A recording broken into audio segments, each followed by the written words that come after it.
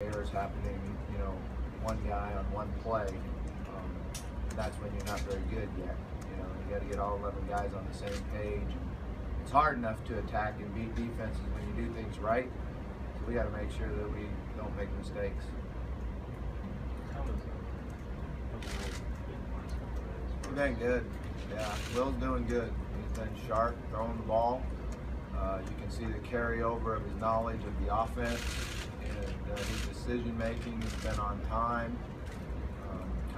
I'm a little bit surprised, really, how sharp he's been and how well he's executed. He's throwing the ball well. He's been keeping his vision downfield. And, I think he's had 2 really good practices. Of course, we're only in helmets, so. But I'm really happy from what I've seen. He got sore after the first day, which was expected. And you go in and get treatment, get ice. He's one of the first guys in every morning to get treatment. So the good thing about Will is he's been through it before.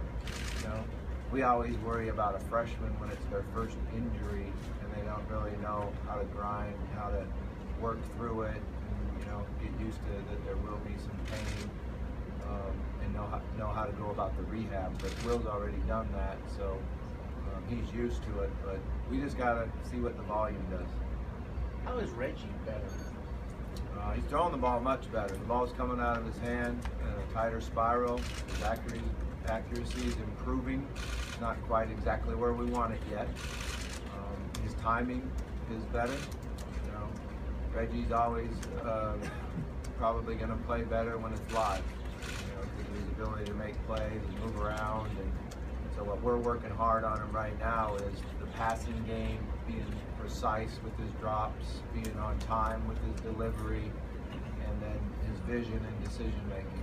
So, but I think he's improved a lot. Is his footwork and fundamentally, is he way ahead of where he was this time last year? He's getting better. Yeah, he's getting better. His timing on his drops, the speed of his drops are much better. The understanding of which drop for which play, he's completely different than a year ago. That's kind of what Lamar Jackson's going through right now is, not understanding which drop goes with which play yet and what type of timing he has. So there's a lot of learning there as a quarterback. Coach, what are the challenges of replacing so many offensive linemen, and how early would you like to have that group solidified? Yeah, I think we just got to, challenge them every day in practice and not be in a hurry. One of the great teachers that I had in Bruce Snyder when I worked for him he always said, don't make a decision until you have to. So with the offensive line, we've got to let it work out, put them in positions. Yesterday we rotated a little bit, when someone made an error, we got them out of there, threw some young guys in the fire to put pressure on them, see how they would react. So it's a daily process. We've got a great offensive line coach, Coach Flanakas, and it's not new to him. We've been to build young guys and get them ready to play in the opener before.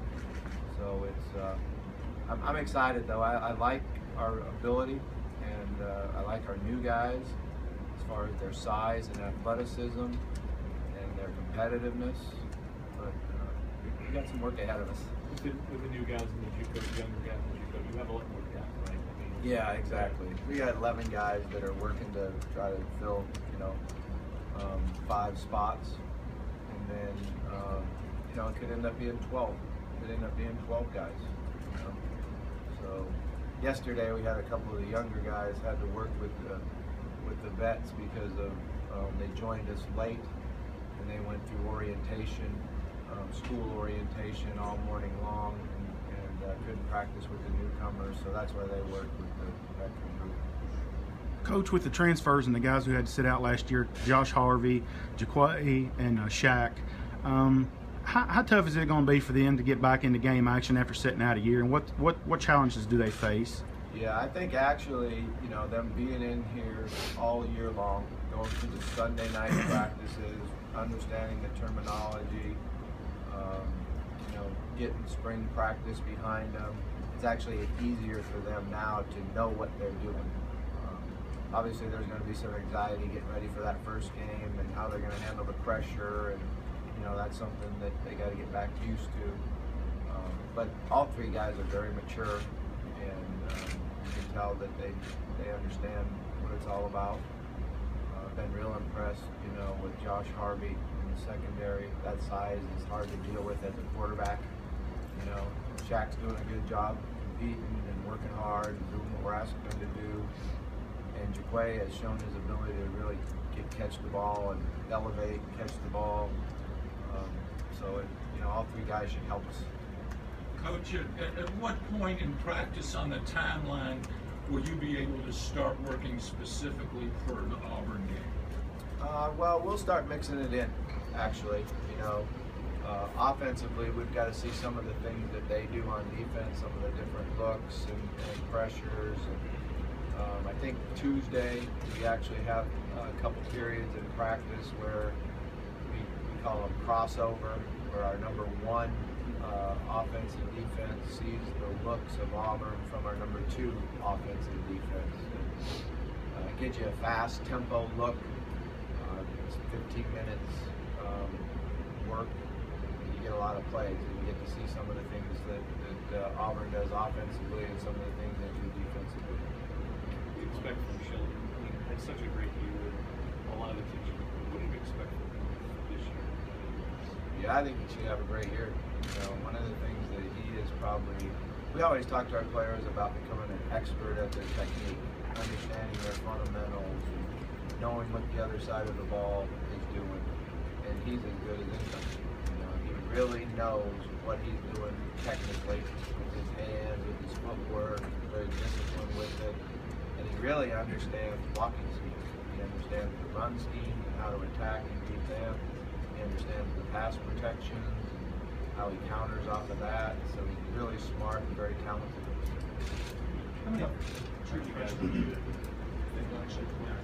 How many true freshmen? Yeah, it's hard to say now just after two practices. But we will need some help at the receiver spot. We need some depth there. Those two offensive linemen are going to certainly compete for it. Kenny Thomas and Jaron Christian. Chandler got here late, wasn't here all summer, so it would be hard for him to really get in the mix. And he'd probably redshirt. Trying to think on the defensive side of the ball, we're going to need the safeties to get in the depth, work, compete, see where they're at, how quickly they can learn, but certainly bring them along and be on special teams. It's a long season anymore, so it's you can get guys that really help you in the second half of the season that early in the year they might not be there yet. Coach, just to piggyback off that a little bit, you lost a lot of production at the wide receiver spot. Who are some of the younger players at that position who have really distinguished themselves the first couple days? Yeah, well, Travion Samuels we had here in the spring, and he's very quick. He's got good hands. Does a great job running after the catch. We were excited about a couple of the scrimmages he had in the spring, and then he hurt his toe, but he's back at 100%. So he's certainly going to be in there competing for playing time. Amani Spence of the other three freshmen is kind of a little bit ahead. He has the ability to practice hard every play, doesn't really get tired, and mentally he's tough enough to do it. So that puts him a little bit ahead. He's got good talent, good ability. So I think those two guys for sure. We got to keep bringing along Pete and Jalen Smith and see how they progress.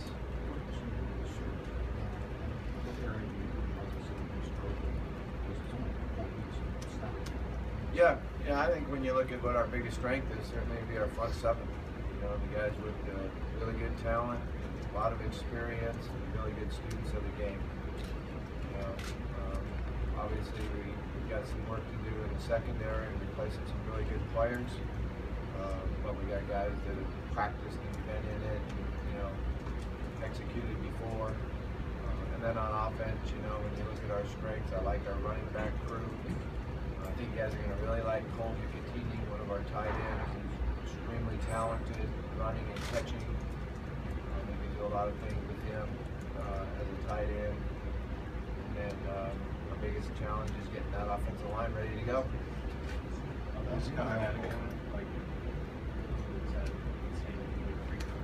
No, I don't think so. I was trying to think about that the other day, and I don't think I've ever had one that's had the same injury, you know.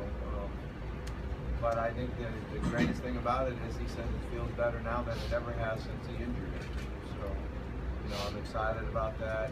And when I watched him the last 2 days, we tried to, you know, watch him real close. He's doing real well. Doing real well with it. Way further ahead than I thought he'd be. How is Kyle Cole? Kyle's doing a good job. You know, Kyle's strength is decision making and understanding. He's got to get the ball out on time. You know, that's a big thing for him because he needs to make up for the arm strength by timing, which a lot of great quarterbacks have done. You know, you learn how to read defenses. You learn how to anticipate, throw the ball before receivers are out of their break. So he's right in there. He's working hard. Probably the first practice had the highest completion percentage, and I liked his decision making. Came back to second practice, you know, wasn't quite as good. So it'll be fun to see how it all plays out. But one thing I really like is they all encourage each other. They all compete very, very hard, but they do understand it's a team game.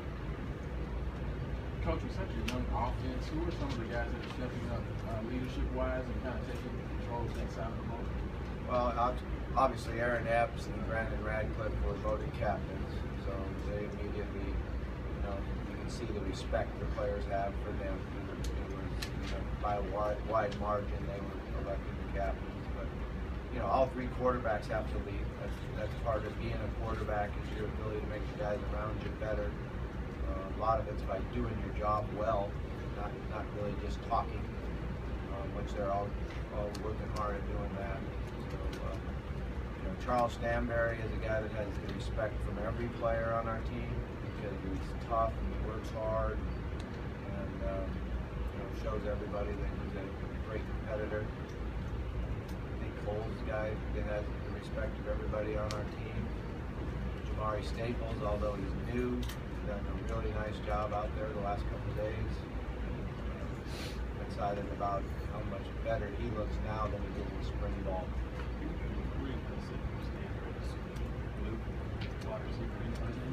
Yeah, he's kind of a true H-back guy, so he can line up in a lot of different spots, much like Joshua Tinch did for us when he was here, and you know, play some receiver, play some tight end, play some H-back, play some fullback. You know, he's very talented and kind of a cross between all those positions. You worry about team depth at tight end and Keith and those.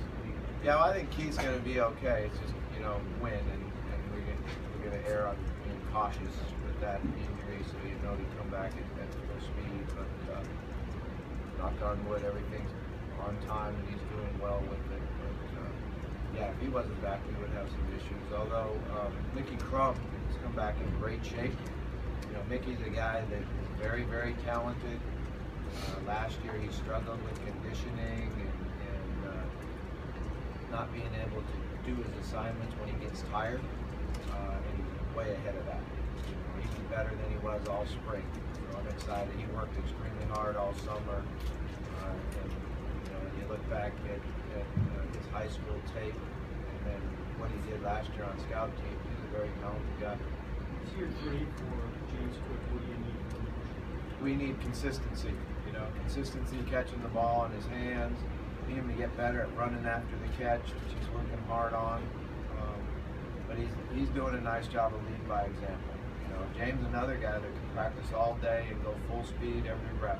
So that's good for, you know, everybody else to see is that he hustles back, takes more reps than any of the other receivers. And, you know, he's working real hard. He just needs to be consistent, looking the ball in his hands. You know, when he looks it in and actually sees it to the tuck, he's got good hands.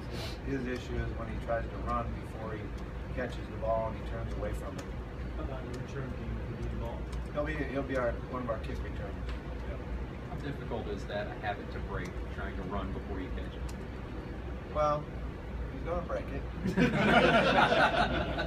Make sure he does it. We just got to do a better job of coaching him. You know, that's on us as coaches. And one of the things,